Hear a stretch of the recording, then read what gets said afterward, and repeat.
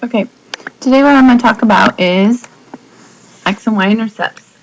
So the first thing I'm going to do is talk about the definition of what an x-intercept is.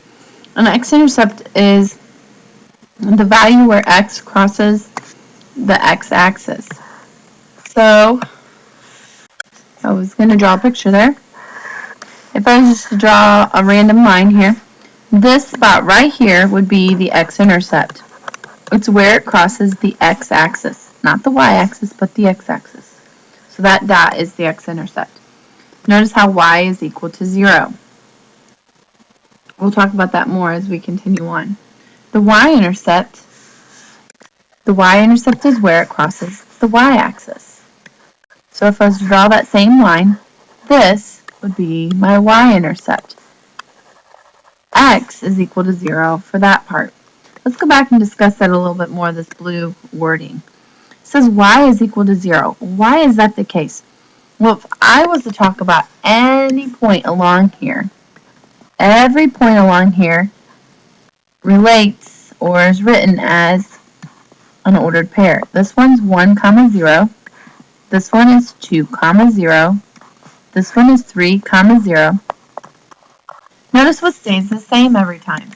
Every time, y is equal to 0. So that's kind of backwards from what people think, but the x-intercept, the way you would find x-intercept is you would put 0 in for y. Let's go on and discuss this other one. If I talk about y-intercepts, what remains the same? Every one of these points, this point corresponds to 0, 1. This point corresponds to 0, 2. This point corresponds to 0, 3. What remains the same the whole time is that x is equal to 0. So even though we're finding the y-intercept, we will plug 0 in for x. When you're given a picture and you're trying to find the x and y-intercepts, all you need to do is first, to find the x-intercept, look at your x-axis, see what number that corresponds to. So we're at 0, -1, -2. So my x-intercept is -2. And we really could write that as an ordered pair as well. It's -2, 0. Sometimes they'll just write -2, and sometimes they'll write it as an ordered pair, -2, 0. Make sure you understand that's the same thing. For my y-intercept, I'm looking at the y-axis and where it crosses the y-axis. That would be at 1, 2, 3. Now they could just write the y-intercept is equal to 3, or they could write it as an ordered pair. The y-intercept is 0, 3. Either way is correct. Here's another picture. Let's find the x and the y-intercepts. So the x-intercept is where it crosses the x-axis. So that would be at x equals 7. So your x-intercept is 7. Or they could write it as an ordered pair, 7, 0. This would be the x-intercepts. The y-intercept is 2, -3. Or we could say that it is the point 0, -3. Both are correct.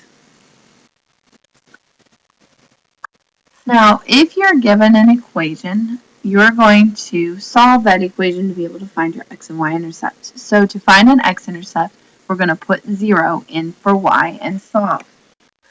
That is due to this picture. Remember how I said that every x-intercept, or everywhere it crosses the x-axis, would have a y equaling 0. So to find the x-intercept, we will plug 0 in for y. We're going to plug 0 in for y. To find the y-intercept, we are going to plug 0 in for x.